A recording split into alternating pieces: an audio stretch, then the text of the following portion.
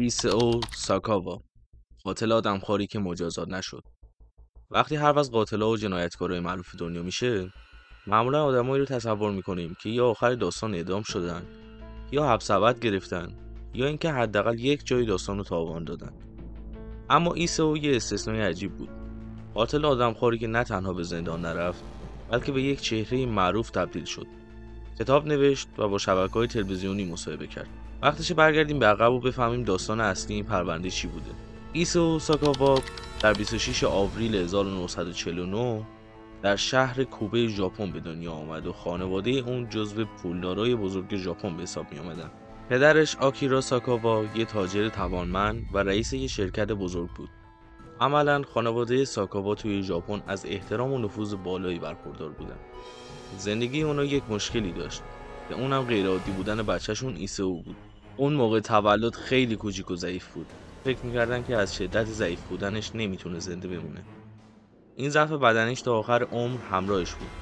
اینقدر که وقتی بعد دستگیری به دادگاه رفت، فقط 147 سانت قد و کمتر از 45 کیلو وزن داشت. برخورد پدر و مادرش با اون یکم عجیب بود. به خصوص مادرش که به شدت روش حساس بود و ازش مراقبت میکرد. اون مثل یک ظرف شکستنی مواظبش بود. ایسئو از همون زمان بچگیش فانتزیای عجیبی تو ذهنش داشت که یکی از اونها خوردن گوشت یک انسان بود.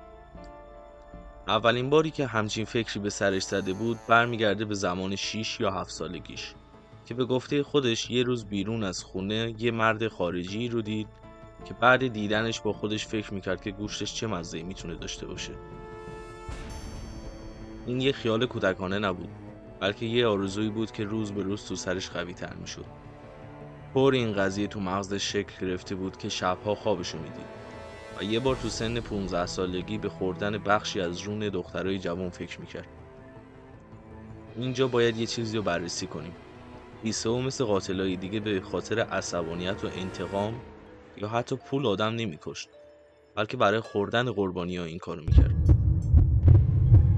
با اینکه ایسئو یه فرد به شدت بیمار بود، ولی با پول و نفوذ خانواده‌اش تونست بدون هیچ مشکلی به فرانسه بره و اونجا درون دانشگاه سوربن و رشته ادبیات تحصیلاتش رو ادامه بده.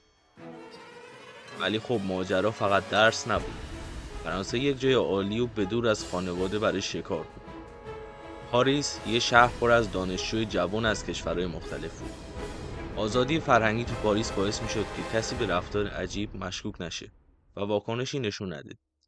پاریس مثل یک بهشت برای افراد مریض ذهنی بود و مهمتر از همه اونجا کسی از گذشته ایسئو خبری نداشت و همین باعث میشد بتونه تو پاریس با دختری به اسم رنه هارتفلد آشنا بشه. رنه هارتفلد 25 ساله هلندی، دختری باهوش و اجتماعی و پر انرژی بود که تو رشته ادبیات تحصیل میکرد و عاشق شعر و فلسفه بود. 11 ژوئن 1981 رنه به خونه سائو دعوت شد به بهونه اینکه با هم یک گپی بزنن و شعرهای ادبیاتی بخونن. بعد گذشت چند ساعت بگو بخند و شعرخوانی، وقتی که رنه روی یک صندلی نشسته بود و شعرهای آلمانی میخوند، ایسئو از پشت سر بدون هیچ حرف اضافه‌ای به اون شلیک کرد. گلوله‌ای که به گردن رنه خورده بود، ولی اونو بلافاصله نکشت. چند لحظه‌ای تو شوک بود و چشماش پر از ترس شده بود. رنه بعد از چند ثانیه وحشت به زمین افتاد و جون داد و این تازه شروع یک ماجرای وحشتناکه. ایسئو از لحظه‌ای که از بچگی منتظرش بود لذت می‌برد. بعد مردن رنه اون با یه چاقوی تیز شروع کرد بدن رنه رو تیکه تیکه کردن.